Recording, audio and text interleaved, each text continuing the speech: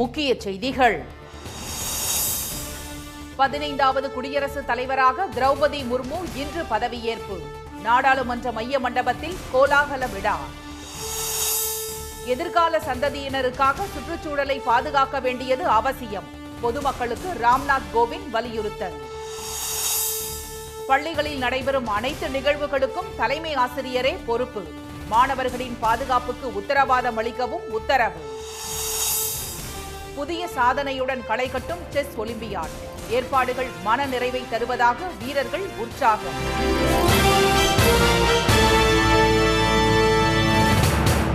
வணக்கம்.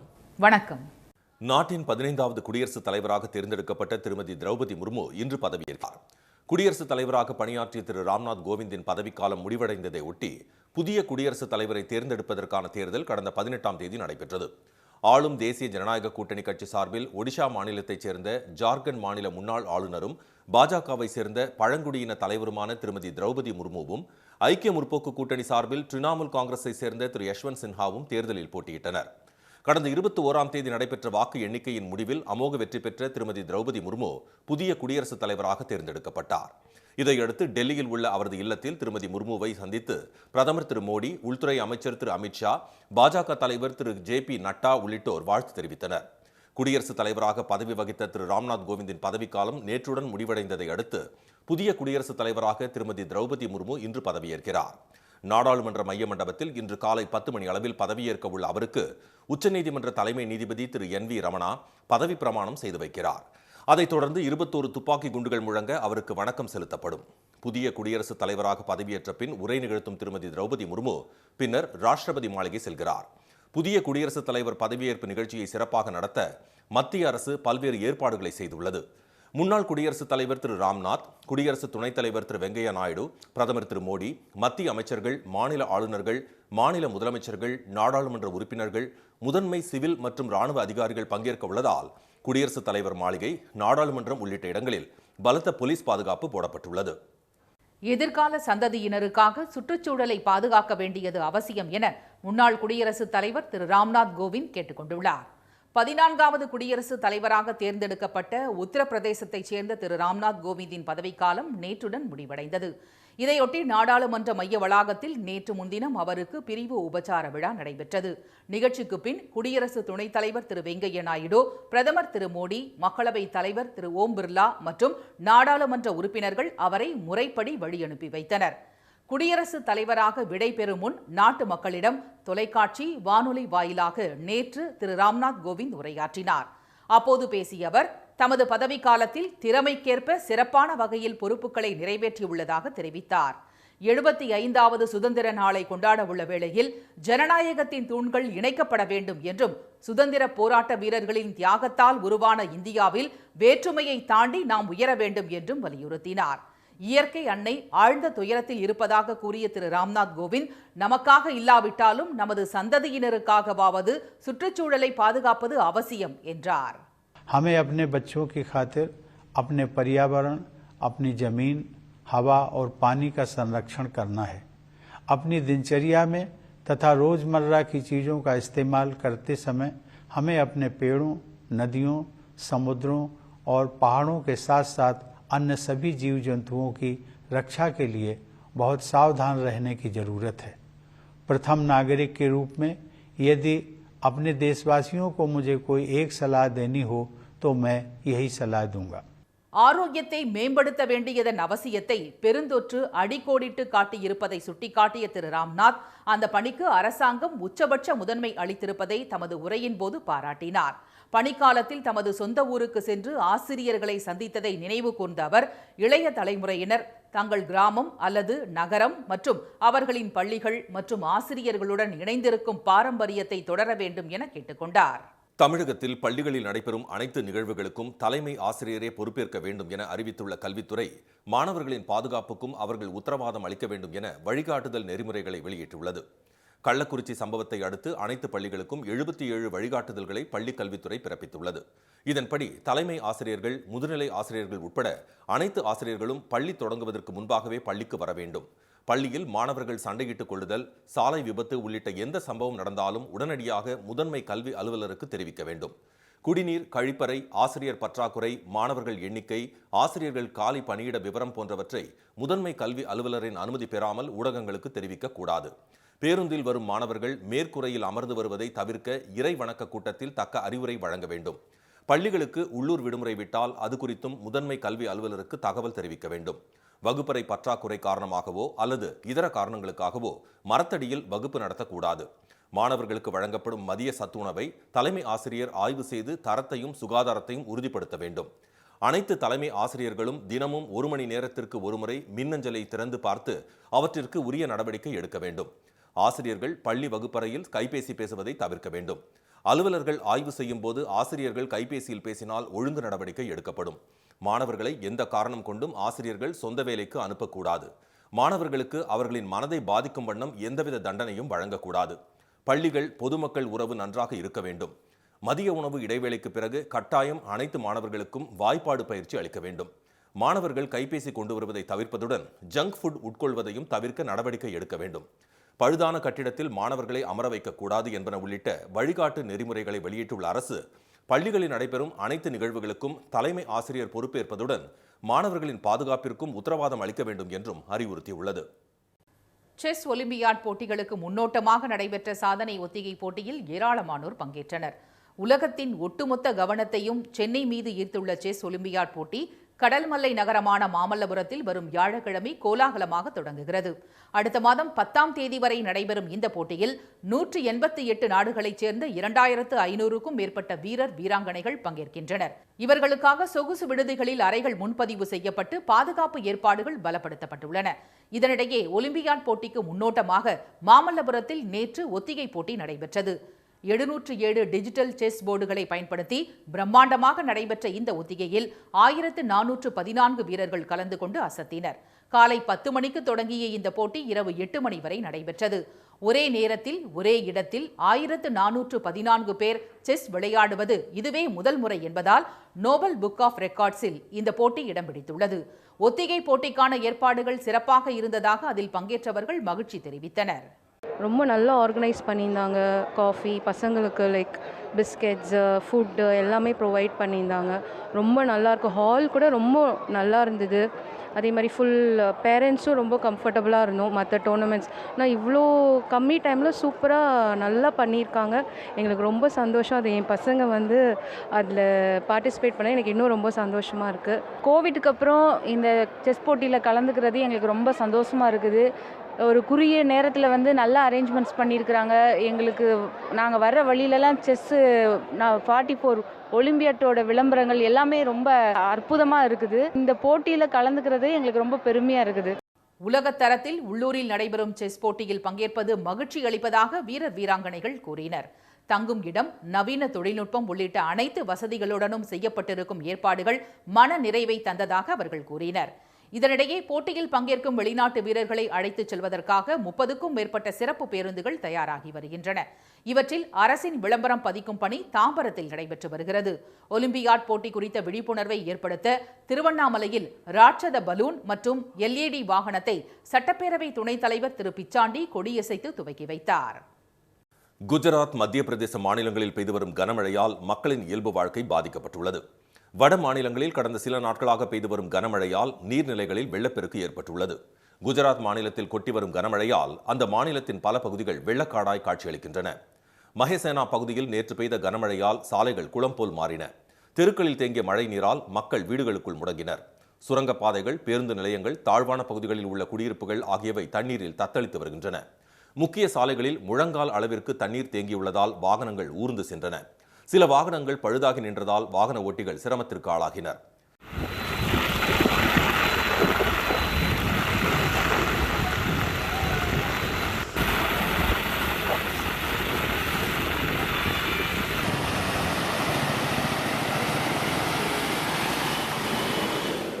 மத்திய பிரதேச மாநிலத்தில் தொடர்ந்து பெய்து வரும் கனமழையால் நீர்நிலைகளில் வெள்ளம் கரைபுரண்டு ஓடுகிறது. உஜ்ஜயினி, மஹித்பூர், நாக்பூர் உள்ளிட்ட இடங்களில் தொடர்ந்து பெய்து வரும் மழையால் மக்களின் அன்றாட பணிகள் பாதிக்கப்பட்டன. பல இடங்களில் தரைப்பாலங்கள் தண்ணீரில் மூழ்கியதால் 200க்கும் மேற்பட்ட கிராமங்களுக்கான போக்குவரத்து முடங்கியுள்ளது. ஷாஜாப்பூர் பகுதியில் தரைப்பாலத்தை மூழ்கடித்துச் சென்ற தண்ணீரில் பள்ளி மாணவர்களை ஏற்றிச் சென்ற பேருந்து ஒன்று சிக்கிக் கொண்டது. இதை பார்த்த அப்பகுதி மக்கள் வெள்ளத்தில் சிக்கிக்கொண்ட மாணவ மாணவிகளை மீட்டனர்.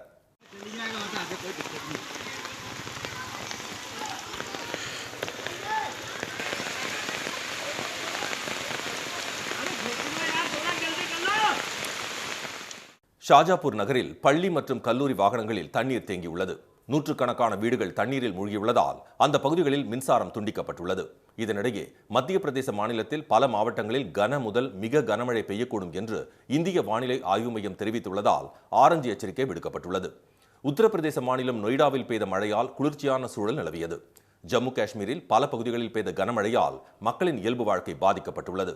தெலுங்கானா மாநிலத்தில் பெய்த கனமழையால் ஹைதராபாத்தின் தாழ்வான பகுதிகளில் தண்ணீர் தேங்கியுள்ளது.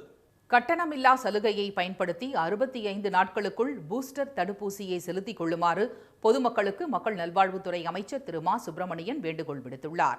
தமிழகத்தில் கொரோனா தொற்றை கட்டுப்படுத்தும் விதமாக அரசு பல்வேறு தடுப்பு நடவடிக்கைகளை மேற்கொண்டு வருகிறது. 2 தவணை தடுப்பூசி பெரும்பாலானோர் போட்டுக் கொண்டுள்ளனர். தமிழகத்தில் இதுவரை நடத்தப்பட்ட 31 சிறப்பு தடுப்பூசி முகாம்களின் மூலம் 4,61,00,000 பேர் பயனடைந்துள்ளனர். இந்நிலையில் மாநிலம் முழுவதும் 50,000 இடங்களில் நேற்று நடைபெற்ற 32வது சிறப்பு தடுப்பூசி முகாமில் 18,08,800 தடுப்பூசி டோஸ்கள் செலுத்தப்பட்டுள்ளதாக தமிழக அரசு தெரிவித்துள்ளது. இதில் 11,17,471 பேர் பூஸ்டர் தடுப்பூசி போட்டுக் கொண்டுள்ளனர். இது தொடர்பாக சென்னையில் செய்தியாளர்களிடையே பேசிய மக்கள் நல்வாழ்வுத்துறை அமைச்சர் திரு மா சுப்பிரமணியன் 18 வயதுக்கு மேற்பட்டவர்கள் அனைவரும் செப்டம்பர் மாதம் வரை பூஸ்டர் தடுப்பூசியை இலவசமாக செலுத்திக் கொள்ளலாம் என்று தெரிவித்தார். இந்த 65 நாட்களில் அரசின் சுகாதாரத்துறையை சார்ந்த அனைத்து மையங்களிலும், குறிப்பாக அனைத்து மருத்துவமனைகளிலும் இலவசமாக இந்த தடுப்பூசி போடும் பணிகள் தினந்தோறும் நடைபெற்றுக் கொண்டிருக்கிறது. எனவே பொதுமக்கள் தயக்கம் காட்டாமல் தடுப்பூசியை இலவசமாக போட்டுக்கொள்ள வேண்டும் என்று. இந்நிலையில் தமிழகத்தில் தொற்று பரவலின் வேகம் 2000க்கும் கீழே பதிவாகியுள்ளது. கடந்த 24 மணி நேரத்தில் 34,966 பேருக்கு கொரோனா பரிசோதனை செய்யப்பட்டதில் மேலும் 1,945 பேருக்கு புதிதாக தொற்று கண்டறியப்பட்டுள்ளதாக மக்கள் நல்வாழ்வுத்துறையின் அறிக்கையில் தெரிவிக்கப்பட்டுள்ளது. தொற்றுக்காக சிகிச்சை பெறுபவர்களின் எண்ணிக்கையும் குறைந்து 15,409 உள்ளது. 2,379 பேர் குணமடைந்துள்ளனர். மாவட்டங்களை பொறுத்தவரை சென்னையில் 431 இருந்த பாதிப்பு 419 செங்கல்பட்டில் 212 207 குறைந்துள்ளது. கோவையில் புதிதாக 179 பேருக்கு தொற்று உறுதி செய்யப்பட்ட நிலையில் திருவள்ளூரில் 86 சேலத்தில் 74 காஞ்சிபுரத்தில் 60 தினசரி பாதிப்பு குறைந்துள்ளது. அரியலூர், கரூர், பெரம்பலூர், ராமநாதபுரம், திருப்பத்தூர் ஆகிய மாவட்டங்களில் தொற்று எண்ணிக்கை 10க்கும் கீழே உள்ளதாக மக்கள் நல்வாழ்வுத்துறையின் அறிக்கையில் தெரிவிக்கப்பட்டுள்ளது. செஸ் ஒலிம்பியாட் தொடரை பிரபலப்படுத்துவதற்காக வடிவமைக்கப்பட்டுள்ள தம்பி குதிரை ரசிகர்களிடையே பெரும் வரவேற்பை பெற்றுள்ளது. 10 அடி உயரத்தில் பிரம்மாண்டமாக நிற்கும் இந்த தம்பி மாமல்லபுரத்தில் வரும் வியாழக்கிழமை தொடங்கவிருக்கும் 44வது செஸ் ஒலிம்பியாட் தொடரின் அடையாளம். இந்த குதிரை பொம்மை அடையாளமாக அறிவிக்கப்பட்ட நாளில் இருந்து சென்னை, கோவை உட்பட தமிழகத்தின் பல்வேறு இடங்களில் மக்கள் அதிகம் கூடும் பகுதிகளில் பிரபலப்படுத்தப்பட்டு வருகிறது. தம்பிக்கு பொதுமக்களிடம் கிடைத்த வரவேற்பை அடுத்து சென்னையின் பிரதான இடங்களில் 10 அடி உயரமுள்ள பிரம்மாண்ட தம்பி சிலையை வைக்க தமிழக அரசு திட்டமிட்டுள்ளது. இதற்காக சென்னை சாலிகிராமத்தில் சிலை தயாரிக்கும் பணியில் 60க்கும் மேற்பட்ட சிற்ப கலைஞர்கள் இரவு பகலாக ஈடுபட்டு வருகின்றனர். வேட்டி கட்டி வணக்கம் சொல்லும் தம்பி சிலைகளும், வேட்டியை மடித்து கட்டும் தம்பி சிலைகளும் அங்குள்ள கலைஞர்களால் வடிவமைக்கப்பட்டுள்ளன. கவர்மெண்ட் அப்ரூவ் பண்ண மாஸ்காட் டிசைன்ல நம்ம 10 ஃபீட்ல ஸ்டாச்சு பண்ணிட்டு இருக்கோம். தம்பி ஸ்டாச்சுன்னு சொல்லுவாங்க. அது நம்ம சென்னையில் முக்கியமான இடங்கள் எல்லாத்துலேயும் பார்க்கலாம். இந்த தம்பி ஸ்டாச்சு பார்த்தீங்கன்னா 2 விதமான ஸ்டைலில் பண்ணிகிட்டு இருக்கோம். ஒன்று வந்து வணக்கம் சொல்கிற போஸில் பண்ணிகிட்டு இருக்கோம். இன்னொன்று வந்து வேட்டி கட்டுற போஸில் பண்ணிகிட்டு இருக்கோம். Each statues will be coming in 10 numbers. அது போக நம்ம வந்து 15 ஃபீட் ஹைட்டில் வந்து செஸ் காயின் பண்ணிகிட்டு இருக்கோம். பிஷப் ஒரு காயின் வந்து, அதுக்கப்புறம் ராஜா காயின் பண்ணிட்டு இருக்கோம். குறுகிய காலமே உள்ளதால் களிமண் கொண்டு மாதிரி அச்சை உருவாக்கி அதை பிளாஸ்டர் ஆஃப் பாரிஸ் கொண்டு மெருகேற்றி ஒவ்வொரு சிலைகளையும் ஃபைபர் இழைகளால் உருவாக்குகின்றனர் சிற்ப கலைஞர்கள். இந்த பணியின் போது தம்பி சிலையில் கண், மூக்கு, காது, வேட்டி, சட்டை என ஒவ்வொரு அம்சத்திலும் நேர்த்தி மிளிர்கிறது.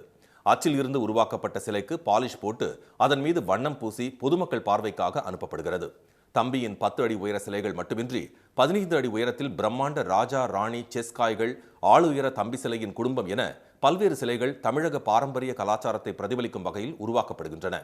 அடுத்த தலைமுறைக்கான வரலாற்றை உருவாக்கும் பணியில் ஈடுபட்டு வருவது பெருமித உணர்வை தருவதாக நிகழ்ச்சியுடன் கூறுகிறார் சிலை வடிவமைப்பு பணியை மேற்பார்வையிட்டு வரும் கலை இயக்குனர் தியாகராஜன். மதுரங்க தம்பி குடும்பம்னு சொல்லிட்டு அது ஃபேமிலியாக இருக்கிற மாதிரி, ஹஸ்பண்ட் ஒய்ஃபு குழந்தைகள் இருக்கிற மாதிரி. அப்புறம் ஸ்மால் சில்ட்ரன்ஸுக்கு ஸ்மால் செஸ் காயின் பண்ணியிருக்கோம். இது வந்து ஒரு 60 சிற்ப கலைஞர்கள் எல்லாம் ஒன்று கூடி இரவு பகலாக வந்து ஒரு 7-8 நாளாக இங்கே தங்கி இருந்து வேலை செய்து இப்போ 99% முடிஞ்சிடுச்சு. இப்போ எல்லாத்தையும் அசம்பிள் பண்ணிகிட்ருக்கோம் எல்லாமே. இங்கு உருவாக்கப்பட்ட தம்பிச் சிலைகள் சென்னையில் மக்கள் அதிகம் கூடும் பகுதிகளான பூங்கா, மால் உள்ளிட்ட இடங்களில் பொதுமக்கள் பார்வைக்காக வைக்கப்பட உள்ளன. தம்பி உடையான் படைக்கஞ்சான் என்ற முதுமொழிக்கேற்ப செஸ் ஒலிம்பியாட் தொடரில் இந்த தம்பி வீரர்களிடையேயும் புதிய நம்பிக்கையை ஏற்படுத்தியுள்ளது. மாணவர்களின் குறைகளை கேட்பதற்கான மாணவர் மனசு திட்டம் விரைவில் ஆன்லைன் முறையில் கொண்டுவரப்படும் என பள்ளிக் கல்வித்துறை அமைச்சர் அன்பில் திரு மகேஷ் பொய்யாமொழி தெரிவித்துள்ளார். தமிழகம் முழுவதும் உள்ள பள்ளிகளில் ஆய்வு செய்து வரும் அவர் அவ்வப்போது ஆசிரியர்களையும் சந்தித்து வருகிறார். கோவையில் அரசூர் பகுதியில் உள்ள தனியார் தொழில்நுட்ப கல்லூரியில் நேற்று ஆசிரியர்களுடன் அன்பில் என்ற தலைப்பில் நிகழ்ச்சி நடத்தப்பட்டது. அதில் பங்கேற்ற அமைச்சர் திரு மகேஷ் பொய்யாமொழி அரசு மற்றும் தனியார் பள்ளி ஆசிரியர்கள், அரசு உதவி பெறும் பள்ளி ஆசிரியர்கள் உள்ளிட்டோருடன் கலந்துரையாடினார். அப்போது பேசிய அவர் மாணவர்களை பிற குழந்தைகளுடன் ஒப்பிட்டு பேச வேண்டாம் என ஆசிரியர்களை கேட்டுக்கொண்டார். பின்னர் செய்தியாளர்களிடம் பேசிய திரு மகேஷ் பொய்யாமொழி மாணவர்களின் குறைகளை கேட்பது போலவே ஆசிரியர்களின் கோரிக்கைகளை கேட்கவும் ஆசிரியர் மனசு திட்டம் கொண்டுவரப்படும் என்றார். குழந்தைகளுடைய மனதில் என்ன இருக்குது என்பதை தெரிந்து கொள்வதற்காக தான் நம்ம வந்து மாணவர் மனசுன்னு வச்சுருக்கோம். இப்போ தனியாக நம்ம டோல் ஃப்ரீ நம்பரே வச்சுருக்கோம். 14417 இருந்தாலும் சரி, குழந்தைங்களுக்கு தேவையானதெல்லாம் அதில் வந்து நம்ம வந்து தொலைபேசி தொடர்பு அதை பதிவு செய்து உடனடியாக அதுக்கான ஆக்ஷன் எடுத்துக்கிட்டு இருக்கின்றோம். கண்டிப்பாக இது வருங்காலத்தில் ஆன்லைனில் கொண்டு வந்தாலும் நல்ல விஷயமாகத்தான் இருக்கும். அதையும் கண்டிப்பாக பள்ளிக்கல்வித்துறை சார்பாக செய்வோம். ஆசிரியர் பெருமக்கள் வந்து இந்த கோரிக்கை மனு கூட வந்து எங்களுக்காக காத்துக்கிட்டு இருக்கிறது, அதை விரும்பாதவன் என்கிற வகையிலே தான் எங்களுடைய தலைமைச் செயலர் என்னுடைய ஆஃபீஸ்க்கு முன்பு நான் உடனடியாக அந்த ஆசிரியர் மனசு அப்படின்னு ஒரு பெட்டியை வைக்க வேண்டும் என்று முடிவு செய்திருக்கின்றேன். மாதம் சிறுவர்களுக்கான திரைப்படங்களை பள்ளிகளில் வெளியிடவும் முடிவு செய்யப்பட்டுள்ளதாக திரு மகேஷ் பொய்யாமொழி தெரிவித்தார். ஆசிரியர்களின் கோரிக்கைகள் முதலமைச்சரின் கவனத்துக்கு கொண்டு செல்லப்பட்டுள்ளதாக கூறிய அவர் விரைவில் அவர்களது பிரச்சினைகள் முடித்து வைக்கப்படும் என்றார். நிகழ்ச்சியில் தனியார் கல்லூரி மாணவர்கள், பயிற்சி ஆசிரியர்கள் உள்பட ஏராளமானோர் கலந்து கொண்டனர். கொடைக்கானலில் வனத்துறையின் கட்டுப்பாட்டில் உள்ள தூண்பாறையை மறைத்து புதிதாக பிரம்மாண்ட மதில் சுவர் கட்டப்பட்டுள்ளதற்கு கடும் எதிர்ப்பு கிளம்பியுள்ளது. மலைகளின் இளவரசியான கொடைக்கானலுக்கு தமிழ்நாடு மட்டுமின்றி வெளி மாநிலங்கள், வெளிநாடுகளில் இருந்து ஏராளமான சுற்றுலா பயணிகள் வருகின்றனர். அங்கு வனத்துறையின் கட்டுப்பாட்டில் பல்வேறு சுற்றுலா இடங்கள் உள்ளன. இவற்றில் தூண்பாறை சித்து பெற்ற அழகிய இடங்களில் ஒன்றாகும். இந்த தூண்பாறையை பல நேரங்களில் மேகமூட்டம் மறைத்துவிடும். இதனால் பயணிகள் கண்டு ரசிக்கும் வகையில் அங்கு வேலியும் அமைக்கப்பட்டிருந்தது. இந்நிலையில் அந்த வேலியை அகற்றிவிட்டு பிரம்மாண்ட மதில் சுவரை வனத்துறையினர் எழுப்பி வருகின்றனர். இதற்கு இயற்கை ஆர்வலர்கள் உட்பட பல்வேறு தரப்பினரும் கடும் எதிர்ப்பு தெரிவித்துள்ளனர். பின்னராக்கு பகுதியை ரோட்டிலிருந்து பார்க்கறத ஃபுல்லாக மறைச்சி விட்டு அந்த பகுதியை உள்ளே போய் சென்று வனத்துறை மூலியமாக உள்ளே போய் சென்று பார்க்கின்ற அடிப்படையில் அவங்க ஒரு திட்டத்தை வந்து வகுத்து மிகப்பெரிய ஒரு சுவரை எழுப்பிட்டு இருக்காங்க. இதில் நமக்கு என்ன ஒன்றுனா, இயற்கையாகவே இருக்கக்கூடிய பகுதியை இவங்களை வந்து மறைச்சிட்டு அவங்க செயற்கையாக கொண்டு வராங்களோன்ற சந்தேகம் இருக்கு.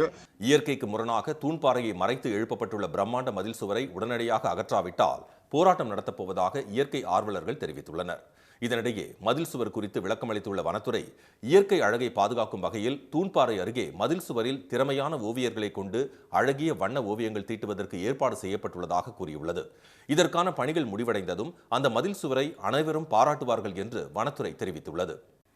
சேலத்தில் அகில இந்திய அளவிலான நாய்கள் கண்காட்சியில் 440க்கும் மேற்பட்ட பல்வேறு இன நாய்கள் பங்கேற்றது பார்வையாளர்களை கவர்ந்தது. வீட்டுக்கு நல்ல காவலாக இருப்பதுடன் மனிதனுடன் எளிதில் நெருங்கி பழகும் நாய்களை வளர்ப்பது சமீப காலமாக அதிகரித்துள்ளது. மக்களிடையே நாய்கள் வளர்ப்பது அதிகரித்துள்ள நிலையில் அதனை ஊக்குவிக்கும் வகையில் நாய்களுக்கான கண்காட்சியும் பல்வேறு இடங்களில் நடத்தப்படுகின்றன. அந்த வகையில் சேலத்தில் நடத்தப்பட்ட கண்காட்சியில் தமிழகம் மட்டுமன்றி மகாராஷ்டிரா, கேரளா, கர்நாடகா உள்ளிட்ட மாநிலங்களிலிருந்து Pomeranian, beagle, has hound, Rottweiler, Dalmatian, Dobermann, bulldog, German shepherd உள்ளிட்ட வெளிநாட்டு ரக நாய்களும், சிப்பிப்பாறை, ராஜபாளையம் உள்ளிட்ட நாட்டு இன நாய்களும் காட்சிப்படுத்தப்பட்டன. 30 இனங்களைச் சேர்ந்த 440 நாய்கள் கண்காட்சியில் இடம்பெற்றன. இனம், தோற்றம், எடை, உயரம், நடை, ஓட்டம், உரிமையாளரின் சொல்லுக்கு கீழ்ப்படிதல் ஆகியவற்றின் அடிப்படையில் போட்டிகள் நடத்தப்பட்டன. தேசிய தரச்சான்று பெற்ற நாய்கள் மட்டுமே இதில் அனுமதிக்கப்பட்டன.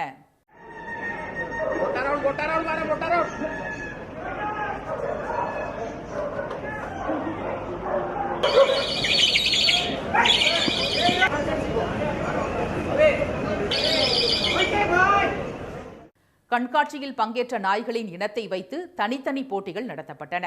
வெற்றி பெற்ற நாய்களுக்கும் அதன் உரிமையாளர்களுக்கும் பரிசுகள் வழங்கப்பட்டன. இங்கே வந்து நான் ரெட்ரிவர் கேட்டகரியில் ஃபர்ஸ்ட் ஜூனியர் கேட்டகரியில் வந்து ஃபர்ஸ்ட் ப்ரைஸ் வாங்கியிருக்கேன். இங்கே நிறைய டிஃப்ரெண்ட் ப்ரீட்ஸ் எல்லாம் வந்திருக்கு. பெல்ஜியன் மேல்னோயி, அப்புறம் பாக்ஸரு, டேனு நிறைய வந்திருக்கு. ஜெர்மன் ஷெப்பர்ட், இது செயின்ட் பெர்னார்ட் எல்லாம் நிறைய வந்து இருக்கு டாக்ஸ் வந்திருக்கு. அன்லைக் இவன் டோகோ அர்ஜென்டினோ, இவன் பேர் அடால்ஃபு. இவன் ஒரு அர்ஜென்டின் ப்ரீடு. இவன் ஆல்ரெடி சாம்பியன் கிளாஸ் வின் பண்ணியிருக்கான். இப்போது சாம்பியன் கிளாஸில் இது வந்து என்ட்ரி ஆகிறான். இப்போ கொரோனா பரவல் காரணமாக 2 ஆண்டுகளுக்கு பிறகு நாய்கள் கண்காட்சி நடைபெற்றதால் போட்டியாளர்கள் மட்டுமன்றி பார்வையாளர்களும் அதிக அளவில் வந்திருந்தனர். திரைப்படங்களில் மட்டுமே பார்த்த பல அரிய வகை நாய்களும் கண்காட்சிக்கு கொண்டுவரப்பட்டன. விதவிதமான நாய்களை ஒரே இடத்தில் கண்டு பார்வையாளர்கள் வியந்தனர். தஞ்சை அருகே 65 ஆண்டுகளுக்கு பின் வீடுதோறும் நடைபெற்ற கறி விருந்தில் கிராம மக்கள் திரளாக பங்கேற்று உற்சாகத்தில் திளைத்தனர். அங்குள்ள தெத்துவாசல்பட்டி கிராமத்தில் உள்ள மகா காளியம்மன் கோவில் கிடாவெட்டு திருவிழா சிறப்பாக நடைபெற்று வந்த நிலையில் பல்வேறு காரணங்களால் தடைப்பட்டிருந்தது. கிராம நிர்வாகிகள், உள்ளூர் மக்கள் என பல்வேறு தரப்பினர் கூடி பேசியதை அடுத்து 65 ஆண்டுகளுக்கு பின் கிடாவெட்டு திருவிழா நேற்று நடைபெற்றது. திருவிழாவிற்காக பத்திரிகை அடித்து அழைப்பு விடுக்கப்பட்டதை அடுத்து தெத்துவாசல்பட்டி கிராம மக்களின் வீடுகளுக்கு சென்று அவர்களது உறவினர்கள் அசைவ உணவை ரசித்து உண்டனர். அந்த பகுதியில் திருவிழா நடத்தும் போது என்ன எல்லாரும் வந்து திருமணத்திற்கு பத்திரிகை அடித்து கொடுக்குற மாதிரி திருவிழாவிற்கு வீடு தவறாமல் பத்திரிகை அடித்து கொடுத்து உற்றார் உறவினர்கள் மற்ற சமுதாயம் அழைப்பை யாரையும் எதிர்பார்க்க எல்லாரையும் அழைப்புகள் கொடுத்து வீட்டுக்கு வந்து கறி விருந்து சாப்பிட்டு எல்லோரும் சந்தோஷமாக போகணும். இந்த திருவிழா நிரக்கணுங்கிறதுனால கிட்டத்தட்ட நீங்கள் பார்த்தீங்கன்னா ஒரு 500 ஊர்லேருந்து வந்திருக்கோம். 1000 கிடாக்கள் வெட்டப்பட்டு வீட்டுக்கு வீடு நடைபெற்ற கறிவிருந்தில் நண்பர்களும் சொந்தங்களும் மகிழ்ச்சியுடன் கலந்து கொண்டு உற்சாக கொண்டாட்டத்தில் ஈடுபட்டனர். உறவுகள் சிறக்க ஆண்டுதோறும் கறிவிருந்தை தொடரவும் கிராம மக்கள் முடிவு செய்துள்ளனர். 60 வருஷத்துக்கு பிறகு எங்கள் ஊரில் திருவிழா நடக்குது. மிக கோலாகலமாக நடக்குது. எதுக்காக திருவிழா நடத்துகிறோன்னா விவசாயம் செழிக்கணும், நிறைய மழை பெய்யணும். அந்த பர்பஸ்க்காக தான் நாங்கள் வந்து இப்போ திருவிழா கொண்டாடுறோம். மக்கள்லாம் இதனால் ரொம்ப மகிழ்ச்சி அடைகிறாங்க. வீட்டுக்கு வீடு கறி விருந்து வச்சு கிடா வெட்டி கறி விருந்து வைக்கிறோம். எல்லோரும் சந்தோஷமாக வந்து சாப்பிட்டு போகிறாங்க. சொந்தக்காரவங்களாம் பார்க்கும்போது ரொம்ப எங்களுக்கு மகிழ்ச்சியாக இருக்குது. இதனால் எங்கள் எல்லா உறவுகளையும் நாங்கள் தேடி இருக்கோம். ரொம்ப சந்தோஷமாக இருக்குங்க. அனைத்து வீடுகளிலும் மதியம் தொடங்கி மாலை வரை நடைபெற்ற கறிவிருந்தால் கிராம தெருக்களில் அசைவ விருந்தின் வாசம் அவ்வழியே செல்வோரை ஈர்த்தது. தெத்துவாசல்பட்டி கறிவிருந்தால் தஞ்சை, புதுக்கோட்டை மாவட்டங்களைச் சேர்ந்த 500க்கும் மேற்பட்ட சமையல் கலைஞர்களும் பயனடைந்தனர். தமிழகம் மற்றும் புதுச்சேரியில் இன்று முதல் 3 நாட்களுக்கு மழைக்கு வாய்ப்புள்ளதாக சென்னை வானிலை ஆய்வு மையம் தெரிவித்துள்ளது. தென்மேற்கு பருவமழை தொடங்கியதிலிருந்து மேற்கு தொடர்ச்சி மலையை ஒட்டிய மாவட்டங்களிலும் இதர மாவட்டங்களிலும் பரவலாக மழை பெய்து வருகிறது. புதுக்கோட்டையில் கடந்த சில நாட்களாக வெயிலின் தாக்கம் அதிகமாக இருந்து வரும் நிலையில் மாலையில் விட்டு மழையும் பெய்து வருகிறது. புதுக்கோட்டை, திருவாப்பூர், மச்சுவாடி உள்ளிட்ட நகரப்பகுதிகளில் கருமேகங்கள் திரண்டு பலத்த மழை பெய்தது. நத்தம் மற்றும் சாணார்பட்டி பகுதிகளில் வானம் மேகமூட்டமாக இருந்த நிலையில் திடீர் என மழை பெய்து குளிர்ந்த காற்று வீசியது. மதுரையில் ஒத்தக்கடை, மாட்டுத்தாவணி, புதூர், கோரிப்பாளையம், ஆரப்பாளையம், பெரியார் பேருந்து நிலையம் உள்ளிட்ட இடங்களில் 1 மணி நேரம் கனமழை கொட்டி தீர்த்தது. இதனால் நகரின் முக்கிய சாலைகளில் தண்ணீர் குளம் போல் தேங்கியதால் வாகன ஓட்டிகள் சிரமத்திற்கு ஆளாகினர். இதனிடையே தமிழக பகுதிகளின் மேல் நிலவும் வளிமண்டல கீழடுக்கு சுழற்சி காரணமாக தமிழகம் மற்றும் புதுச்சேரியில் இன்று முதல் 3 நாட்களுக்கு மழைக்கு வாய்ப்புள்ளதாக சென்னை வானிலை ஆய்வு மையம் தெரிவித்துள்ளது. சென்னை உள்ளிட்ட வட தமிழக கடலோர மாவட்டங்கள், அதனை ஒட்டிய கடலோர மாவட்டங்கள், ராமநாதபுரம், சிவகங்கை மற்றும் புதுச்சேரியில் நாளை கனமழை பெய்யக்கூடும் என்றும் எச்சரித்துள்ளது. சென்னையை பொறுத்தவரை அடுத்த 24 மணி நேரத்திற்கு வானம் மேகமூட்டத்துடனும் நகரின் ஒரு சில இடங்களில் மிதமான மழை பெய்யக்கூடும் என்றும் தெரிவிக்கப்பட்டுள்ளது. மீண்டும் முக்கிய செய்திகள். நாட்டின் 15வது குடியரசுத் தலைவராக திரௌபதி முர்மு இன்று பதவியேற்கிறார். பள்ளிகளில் நடைபெறும் நிகழ்வுகளுக்கும் மாணவர்களின் பாதுகாப்புக்கும் தலைமை ஆசிரியரே பொறுப்பேற்க வேண்டும் என பள்ளிக்கல்வித்துறை வழிகாட்டுதல் நெறிமுறைகளை வெளியிட்டுள்ளது. செஸ் ஒலிம்பியாட் போட்டிகளுக்கு முன்னோட்டமாக நடைபெற்ற சாதனை ஒத்திகை போட்டியில் ஏராளமானோர் பங்கேற்றனர். இத்துடன் இந்த செய்திகள் நிறைவடைகின்றன. மீண்டும் சன் டிவியில் செய்திகள் மாலை 6 மணிக்கு. செய்திகளை உடனுக்குடன் தெரிந்து கொள்ள சன் நியூஸ் தொலைக்காட்சியை பாருங்கள். வணக்கம்.